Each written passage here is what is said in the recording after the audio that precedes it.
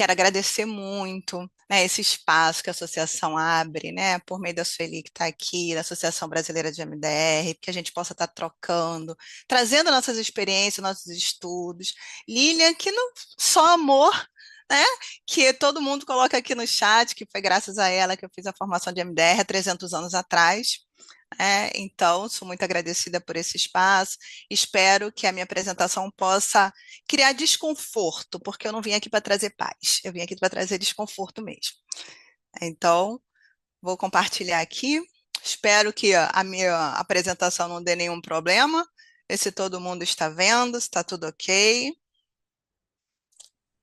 Sim, Então, vamos falar sobre o corpo feminino, o corpo da mulher em estado de alerta.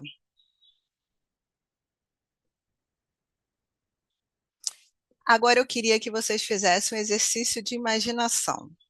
Vocês estão no consultório e entra uma mulher. E ela chega com um pezinho mais leve no chão, né? E começa a falar. Que ela acorda pensando o que tem para o almoço. Mas antes, mesmo de ter consciência do que fazer para o almoço, ela já sabe quem vai almoçar e onde.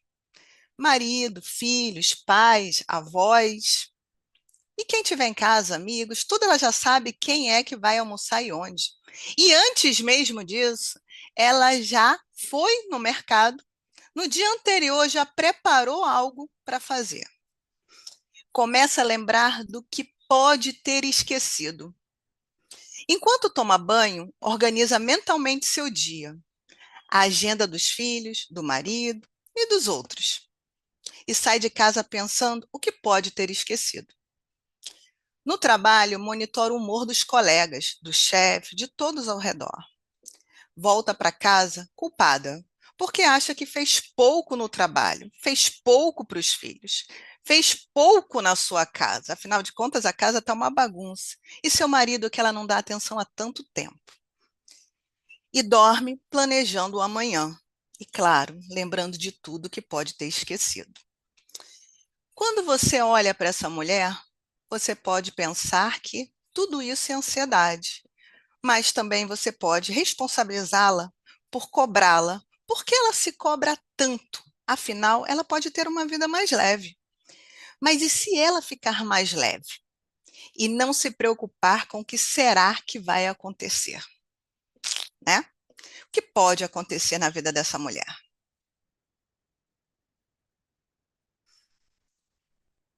E aqui eu trouxe algumas estatísticas justamente para a gente fazer esse balanço entre o corpo do homem também fica em alerta, mas das mulheres eu vou dar esse destaque por quê? Segundo o Observatório da Saúde Pública, as mulheres são diagnosticadas com ansiedade 2 vezes mais do que os homens. Pesquisas revelam que cerca de 34% das mulheres sofrem com um problema, enquanto a taxa entre homens fica em 18%, que eu também acho alta, tá? Mas 34% é mais alto. Mulheres, cerca de 10 a 12% desenvolve TEPT em algum momento da vida. Mulheres são mais expostas a traumas interpessoais graves, de alto impacto, como agressão física, abuso sexual. Os homens são mais expostos a acidentes graves, combate militar e desastres naturais. Isso são pesquisas, está nesse link. E aqui eu queria colocar um destaque para os traumas masculinos, que são causados pelos próprios homens. A maior parte dos traumas das mulheres são causados por homens. Então, assim, é só para um recorte. E trazer um destaque: o sistema nervoso ele aprende por repetição. E o que acontece num cérebro que está diante de uma ameaça? Ele não precisa, eu botei aqui destacado pela sensação, porque ele não precisa estar ameaçado. Ele precisa acreditar que ele está sofrendo uma ameaça. A resposta neural ao perigo. Isso aí já foi dito, né, logo no início. Quando percebemos uma ameaça, as áreas como a amígdala e o hipocampo ativam-se rapidamente, preparando o corpo para luta ou fuga. Imagina essa mulher que se sente ameaçada quando ela acorda, porque ela não sabe o que tem para o almoço, porque ela esqueceu do que preparar, do que ela tem que fazer, que tem pessoas que dependem dela. Ela está se sentindo ameaçada. Então, ela está preparando o seu corpo para lutar ou fugir, ou congelar também, se desligar, mas a gente não vai entrar nesse recorte agora. E aí eu fiz esse ciclo da vigilância constante. Quando você depara para uma mulher que está se sentindo em vigilância constante, o que ela faz? Ela escaneia o ambiente o tempo todo, monitora as pessoas, as situações, os sinais de perigo, mesmo quando não há ameaça real. O corpo entra em alerta, tensão, coração acelerado, respiração curta, mente sempre pronta para reagir. Quem é que consegue viver assim o tempo todo, que isso tem um custo de energia muito alto? O que acontece com ela? Entra em exaustão e tem uma dificuldade de descansar. Senta no sofá da sua casa, naquele tempinho que ela pode, e pensa: cara, eu tenho tanta coisa para fazer, eu não tenho tempo para descansar. Não, mas eu vou descansar, afinal de contas, a minha psicóloga, o psicólogo falou para eu dar uma pausa, para eu relaxar, para afinal de contas, a minha vida precisa ser mais leve. E o que acontece? A mente dela continua a pensar, rastreando tudo que ela não fez, que ela deveria ter feito, e pessoas cobrando. Porque essas pessoas a quem ela deve o almoço, a organização da casa, tá. E o que a gente vai almoçar, o que a gente vai jantar, o que a gente vai lanchar. E se a pessoa tem uma condição mais privilegiada, ela não está fazendo essa comida, mas ela está tomando conta de outra mulher que está fazendo. Essa outra mulher, que ela tem a casa dela, ela também está dando conta da casa dessa pessoa que tem uma condição mais privilegiada. O que acontece? Vem uma sensação de insegurança e acredita que só estará segura se continuar vigilante, porque afinal de contas, nada pode falhar. Tudo tem que dar certo. E aí a gente fecha um ciclo e mantém o estado de alerta. E para onde a gente vai no estado de alerta? A gente escaneia o ambiente o tempo todo, monitora as pessoas, situações e sinais de perigo, mesmo quando não há uma ameaça real.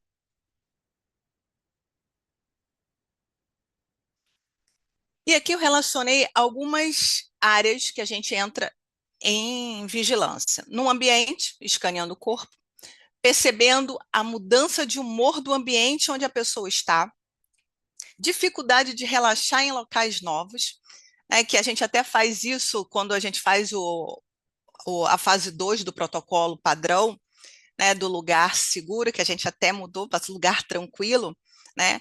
Onde é que você se sente seguro? Talvez em lugar nenhum. Onde é que você se sente tranquilo? Sempre um lugar onde a pessoa conhece, onde a pessoa está se sentindo em paz. E às vezes, até no protocolo, a gente fala assim: vamos criar, eu faço isso na minha prática, vamos criar um lugar tranquilo. E aí eu coloco para usar a imaginação. Vamos imaginar. Pode imaginar o que é? Um oceano que caiu, uma cachoeira no meio do oceano e a cachoeira veio da nuvem. Não precisa ter uma base na realidade, né? É onde o sistema nervoso dela consegue relaxar. E ela não consegue relaxar por quê? Ela está preparada para agir. A qualquer momento pode acontecer qualquer coisa. E a vigilância relacional? Ela observa as expressões faciais de todos, tem uma leitura facial, uma mudança no tom de voz, uma mudança nos olhos. Pergunta várias vezes se as pessoas ficaram chateadas, se pode fazer alguma coisa para aliviar aquele desconforto. Pede desculpa frequentemente porque a sua presença parece que está incomodando, não cabe no espaço, tem medo de decepcionar, evita conflitos, sempre fica mediando, tentando entender o outro lado da outra pessoa, afinal, aquela pessoa fez alguma coisa porque ela teve um motivo. E cadê o lugar dela, onde ela também tem o direito de ficar chateada? Ela evita, então, ela se tira desse lugar e coloca o lugar do outro nessa escuta.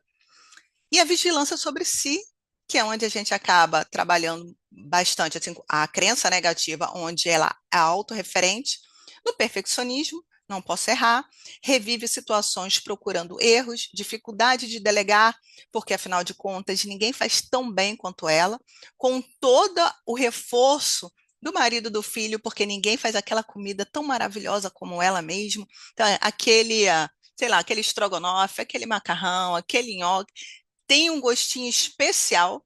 Então, ela quer agradar a família toda, ela tem dificuldade de delegar porque as outras pessoas não vão dar dedicando o amor que ela tem pelaquela comida, pelaquela casa, mesmo depois de ter passado o dia inteiro, a semana trabalhando. Então, tem necessidade de controlar tudo, já foi no mercado, já sabe tudo que está acontecendo, ou já está tomando conta da pessoa que está fazendo tudo e está dando conta de todo o ecossistema. Sente culpa descansando, porque afinal de contas, trabalho de casa não termina, né? Então, se você está descansando, com certeza eu posso garantir que tem alguma coisa fora do lugar. E alguém está cobrando, alguém está sentindo falta de alguma coisa. E aqui eu fiz uma relação da, do desenvolvimento comum, da mulher. Na infância, qual mulher que não escutou? Seja boazinha. E aqui eu vou acrescentar mais algumas coisas, não botei para não ficar poluído, mas seja boazinha, fala baixo, fecha a perna, anda devagar, não seja respondona. Tudo isso a criança, a menina vai ouvindo e ela vai aprendendo a se encaixar num padrão da boazinha. Na adolescência, cuidado. Afinal de contas, quem é que não pode abrir agora qualquer reportagem, ver anúncio de violência contra a mulher? E a culpa é porque ela estava com uma saia curta, porque ela saiu de muito cedo, porque ela saiu muito tarde, ou porque ela estava num lugar sozinha, mesmo que os relatos sejam de abuso para idosas, freiras dentro do convento, sejam dentro de igrejas, seja dentro da própria casa, sem esquecer que o principal abusador da menina é o pai, padrasto, tio, irmão. E aí ela vai crescendo com muito cuidado, sem poder dizer nada, porque afinal de contas, ela tem que ser boazinha. Nos relacionamentos, ela tem que manter a paz. Por quê? Ela precisa ser boazinha, foi o que ela aprendeu. E ela tem que tomar cuidado, afinal de contas, qualquer um pode ameaçá-la. E no trabalho, para ela conseguir trabalhar, ela tem que dar conta. E ela tem que dar conta de tudo. Ontem eu vi um vídeo que eu achei muito bom. Como é que é da Fátima Bernardes, que ela estava falando que quando ela começou a trabalhar, na época dela, o que a mulher falava para poder trabalhar para o marido era: você vai ver que não vai fazer nenhuma diferença eu ter que trabalhar. Eu vou dar conta de tudo dentro de casa. Né? Eu não trouxe o vídeo porque a gente não pode compartilhar coisas aqui do vídeo, né? Porque senão não consegue ir para o YouTube. Então, se vocês procurarem isso, vocês vão ver a própria Fátima Bernardes falando sobre isso. Então, a mulher, desde o momento que ela entra no mercado de trabalho, ela entra num lugar de que deixa eu ir trabalhar para o marido, que era quem tinha autoridade sobre ela, que nada vai faltar aqui em casa, eu vou dar conta. E isso continua passando de geração a geração, até porque a gente faz por aprendizado. Lembra lá no primeiro slide? Sistema nervoso aprende por repetição. E a maternidade? Quem é que não sabe que maternidade a gente tem que adivinhar o que o filho está pensando, sentindo, o que pode acontecer, porque se acontecer alguma coisa com ele, não tenha dúvida, a culpa é da mãe, porque essa mãe foi desleixada, essa mãe não teve cuidado com essa criança, então ela será punida, né? A punição pode ser simplesmente um olhar torto, uma virada de cara, uma desaprovação. E o que que acontece com o sistema nervoso dessa mulher? Nunca desliga. Ela não pode desligar, né? Afinal de contas, ela tem que ser boazinha. E como o MDR trabalha quando o trauma continua sendo reforçado diariamente? Vamos imaginar mais uma vez uma paciente que diz: eu preciso dar conta de tudo. Ela não lembra de um único evento traumático relacionado a isso. Ela apenas diz: sempre fui assim. E isso é uma coisa interessante, né? Que eu noto em algumas pacientes, e muitas pacientes, não vou dizer todas, né, mas assim, muitas pacientes, o ser boazinha é qualidade. Então, ela tem um orgulho até moral, como se ela fosse melhor do que os outros, por ela ser tão boazinha e por ela dar conta de tudo. Não sabe ela que o corpo dela é que está dando conta realmente de tudo.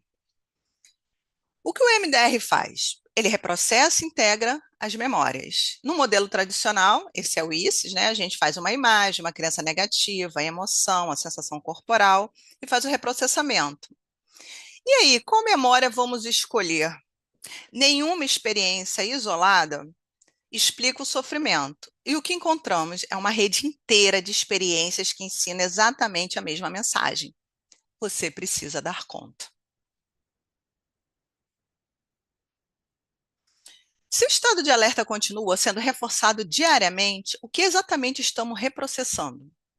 Essa é uma pergunta para reflexiva para que a gente leve e veja o que a gente está reprocessando.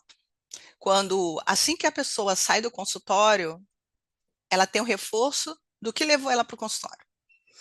O trabalho do MDR deixa de ser procurar o grande trauma e passa a se identificar os nós dessa rede, as redes. É, e isso aí eu achei muito interessante, porque é isso que o MDR trabalha, é a rede de memória. E a rede de memória ela é construída desde que a criança. A gente tem pesquisa que fala até antes do nascimento, né? Que vem de alguns fatores epigenéticos de predisposição. Então, talvez essa rede a gente nunca acesse. E ela vai por onde? Pelo corpo. A gente vai trazer essa experiência desse trauma, desses traumas. Eu botei aqui o grande trauma, porque muito se ouve falar, e como o público é heterogêneo, pessoas que não ouviram o MDR, né, também, a gente escuta muito que o MDR traz do TEPT, que tem um trauma, um grande trauma. Mas a gente também trabalha com os traumas pequenos. E esses traumas que vão compondo essa rede e essa estrutura do nosso corpo. Então, vamos observar essa teia, essa trama, essa rede e os nós que entrelaça essa rede. Qual dessas experiências ainda mantém essa crença viva hoje? Porque essa crença, essa experiência de hoje pode estar alimentando uma crença passada, a crença passada pode alimentar de hoje, e o contexto social reforçar tudo isso também. O MDR permite que essas experiências deixem de organizar o sistema nervoso da mesma maneira. Quando a gente consegue fazer esse mapeamento, fazer essa estrutura, a gente começa a ver mudar a estrutura do sistema nervoso, né? De como é aquele alerta. Lembra? Lá no primeiro slide, sistema nervoso aprende por repetição. E a gente pode fazer com que mude o aprendizado. E é isso que a gente busca. O MDR não muda, ainda existirão expectativas sociais, ainda existirão cobranças, ainda existirão desigualdades. E o que o MDR pode fazer, então? A culpa ao descansar, a resposta fisiológica diante das situações, a necessidade automática de monitorar tudo, a sensação permanente de perigo, processo de reprocessamento trazendo segurança e paz, a crença de responsabilidade absoluta, reintegrando experiência, permitindo novas escolhas e liberdade. Talvez algumas mulheres não precisam apenas lembrar diferente do passado, mas precise aprender pela primeira vez que o mundo não depende da vigilância constante delas.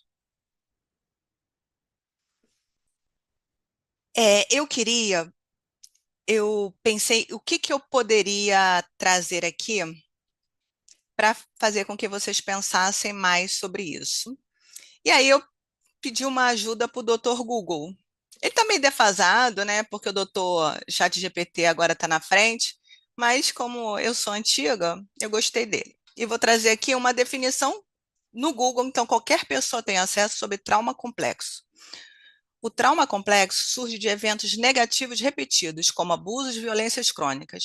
Ele costuma acontecer na infância, diferente do trauma simples. O trauma complexo altera a visão do mundo da pessoa.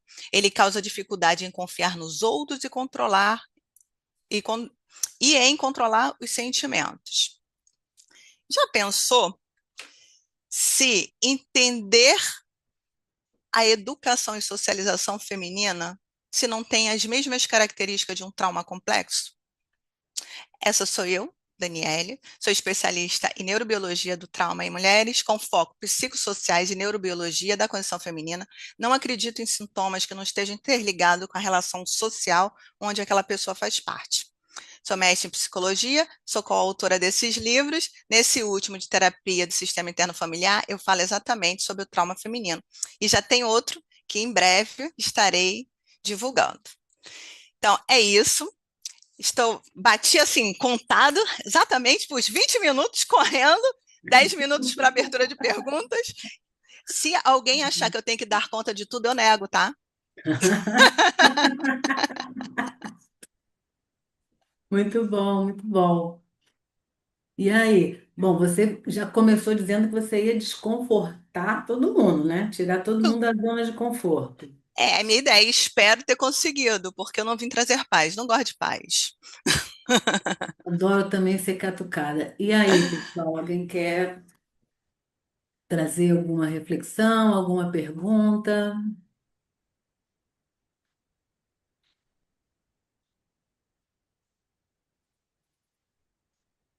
No chat Eu eu acho que não tem queria, eu nada, queria só. perguntar, porque é, você faz um mapeamento, Dani, como é que você vai identificar? Porque me parece, como você falou, é uma construção que às vezes é até naturalizada pela mulher, não vista aquilo como algo emocionalmente, algumas são mais conscientes, outras já trazem isso como uma realidade onde isso é naturalizado, mas eu imagino que você só vai trabalhar quando isso traz o desconforto ou você levanta esse desconforto. Então, essa é uma das primeiras perguntas.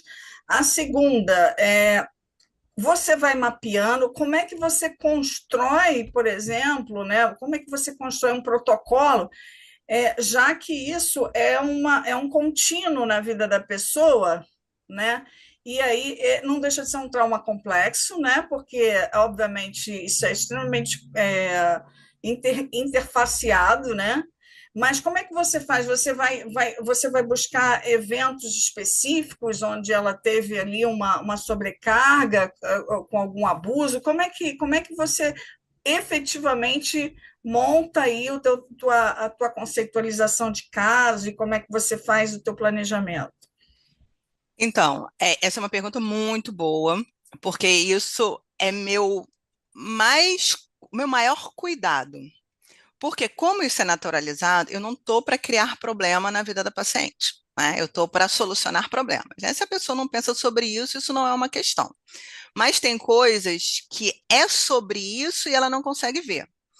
E aí o que que eu vou fazendo? Eu vou fazendo perguntas, perguntas. E aí ela vai chegando num lugar. Muito do lugar que chega é nesse lugar. Sempre fui assim, é assim, não tem saída. Que isso é uma resposta muito de trauma, né? Não tem saída, é assim mesmo. E aí, conforme a gente vai fazendo o reprocessamento, eu monto isso normal. A gente vai fazendo reprocessamento e o cérebro vai abrindo possibilidades. Ele vai concluindo, vai levando coisas. Será que é assim mesmo? Será que não pode ser diferente? E se for assim, eu posso fazer outras coisas? Vou te dar um exemplo que eu achei esse muito bom. Uma pessoa que me procurou por causa de elevador, medo de elevador. E a gente foi trabalhando e tal. Era uma mulher de mais ou menos 50 anos e ela chegou. Ela estava com um pequeno ateliêzinho de costura e ela falou assim: é, agora acabou, eu já entro no elevador, já ando de avião, já ando no túnel, não quero mais fazer terapia. Do nada. Aí, eu queria, tá ótimo, né? Já atendeu o objetivo do que veio a terapia. Nenhum momento eu toquei no assunto. E ela chega. Eu entendo que todo medo que eu tenho de entrar no avião é medo do meu marido, porque ele grita muito. Só que eu não trabalho, eu não vou me separar aos 50 anos. O que eu vou fazer? Uma oficina de costura na garagem da minha casa e vou continuar casada. Eu não estou para criar problema. Ok, qualquer coisa eu estou à disposição. E aí, às vezes, ela volta para trabalhar alguns temas. é uma questão social, que é reforçada, até porque você tem ainda a figura, por exemplo, se, não é o caso dela, mas assim, se o caso de uma mulher de uma determinada idade, 60, 70 anos, resolve se separar, o que os filhos fazem? Mas você vai se separar agora? Você está ficando velha. Quem vai cuidar de você? Por quê? Vai sobrar para eles também. Então, assim, o que que ela pensa? Ela já não quer mais estar nesse lugar. Ela pode estar nessa relação de um outro lugar, e o MDR é ótimo para te colocar num outro lugar. Você não precisa ficar, aí é uma questão diferente, você não vai eliminar um problema, porque não vai ser um problema. Você vai estar de um novo lugar. É como eu coloquei, talvez não é rever o passado, é ver pela primeira vez um outro lugar naquela história. Respondi ou não?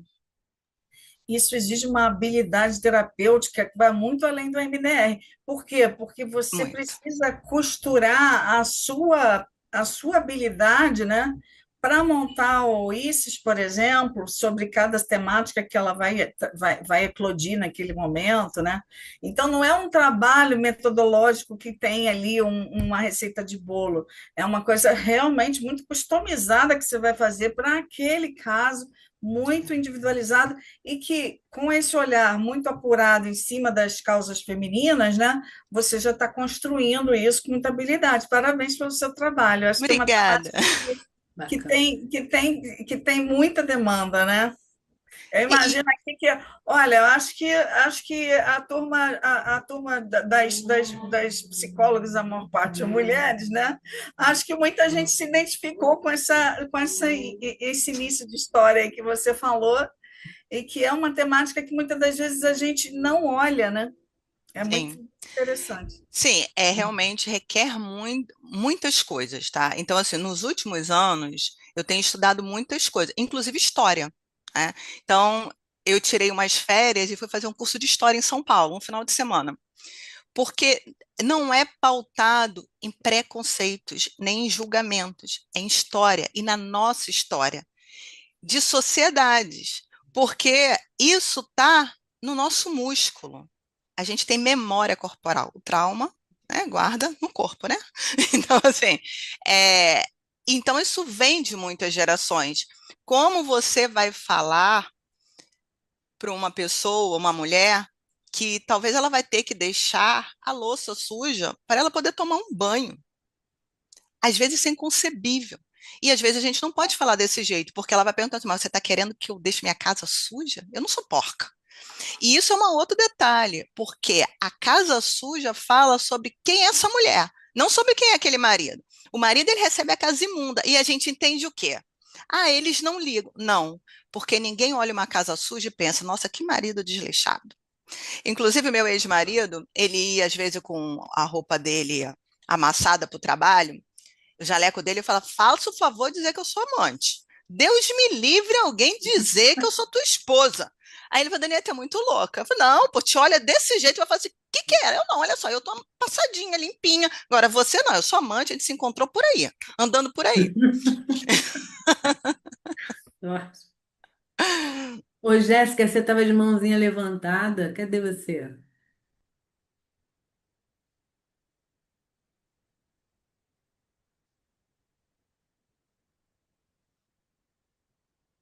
Não tá mais. Ela tá aqui ainda, Jéssica. Estou aqui, Ah, aí. que eu estou de celular. Falando sobre essa questão, né? Eu acho que toda a psicologia ela acaba sendo política, né? Porque se a gente não, como eu posso dizer, não considera, né, as questões de diferentes classes, né? Como ela falou, tem mulheres que vão estar ali lidando com a culpa, não só dentro de casa, mas também quando for prestar um trabalho como uma doméstica em outro lugar, né, no trabalho dela. E aí, só uma reflexão mesmo, assim, a nível, assim, de trabalhar a culpa. E essa semana uma paciente me contou um pouco da história dela e ela falou, a minha mãe, ela apanhava, né, do meu pai e contou também que quando eles se separaram, né, por diversas vezes, e uma das vezes, né, o pai prometeu que seria diferente, e ela falou, eu pensei que eu teria o direito de ser criança. E aí eu falei para ela que não existe uma escola de paz, né, que é uma coisa que eu falo para muitos pacientes, né, porque se houvesse, né, não existiriam tantas pessoas que carregam traumas que são, né, desde criança e às vezes até intrauterinos, né? E que o nosso corpo em si ele carrega esse trauma, né? Então tem muitas, por exemplo, eu dei a sugestão de um curso voltado para quem tem fibromialgia, que são muitas mulheres que adoecem por conta dessa questão de acumular muitas funções, de acumular muita culpa, muita responsabilidade e tudo isso. Sim, isso que você está falando é muito importante. A gente tem que estar. O trabalho do psicólogo, ele querendo ou não, ele é político. Se você não tiver noção disso, você reproduz a lógica que está constante. E claro que você vai atender pessoas, a gente vê isso muito atendendo pessoas de fora do país, porque são culturas totalmente diferentes. Então, quando o casal é intercultural, então, aí a gente vê bastante esse lugar. E aí vou fazer um outro adendo. Existe internacionalmente o turismo matrimonial. Por quê? As mulheres nos Estados Unidos, na Europa, elas têm uma consciência de gênero diferente da mulher latina e asiática. Então, a melhor esposa é a latina, porque nós lavamos, passamos, cozinhamos, estamos disponíveis a sexo, porque se a gente não tiver, a gente não está cumprindo o papel de esposa. Então, os europeus, os americanos, eles buscam mulheres latinas. Aí a gente viu agora recentemente, inclusive, isso aí foi até uma mulher francesa, casou com uma pessoa, não vou falar o nome para não aumentar preconceito nenhuma em relação ao país, mas algum país do Oriente. E essa mulher, ela é francesa, ficou casada, conheceu ele na Austrália, depois de 3 anos de casado já com filho, levou para algum país lá e manteve presa onde ela era doméstica de toda a família. Amigo, E aonde eu arrumo essa válvula para tanque? é um áudio Ele aberto. Então, assim, é importante que a gente consiga se perceber, fora que a gente precisa ficar atento a esse mecanismo todo do turismo matrimonial. Muitas meninas são criadas onde o centro é o casamento e a busca é desse marido americano, europeu, com uma estabilidade financeira maior. Então, tudo isso tem que se olhar num contexto complexo, como nós somos complexos.